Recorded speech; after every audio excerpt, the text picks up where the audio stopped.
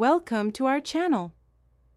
In today's video, we will guide you through the process of unlocking your Verizon phone.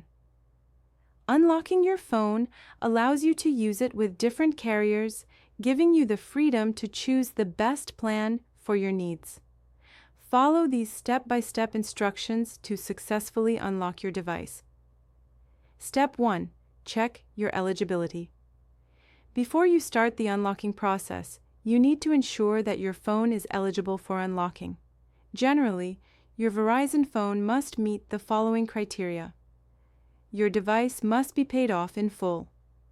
The phone must not be reported lost or stolen.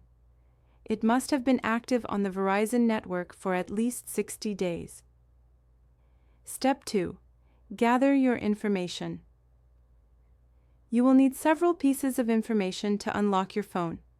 Your phone's ESNHIMEI number, you can find this in the settings or by dialing 06 Wars. Your Verizon account information, including your phone number and account password. Step 3. Contact Verizon customer service. Now that you have confirmed your eligibility and gathered the necessary information, contact Verizon customer service. You can reach them by calling 1-800-922-0204 or using the chat option on their website. Step 4. Request the unlock code.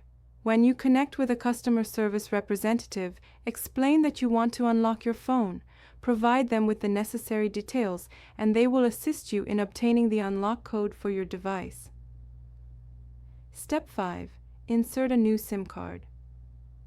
Once you receive the unlock code, power off your phone and remove the Verizon SIM card. Insert a SIM card from the new carrier you wish to use. Step 6. Enter the unlock code. Power on your phone. You should see a prompt asking for the unlock code. Enter the code provided by Verizon. If you enter it correctly, your phone should be unlocked. Step 7. Test your phone. After unlocking, test your phone by making a call or sending a text with the new SIM card.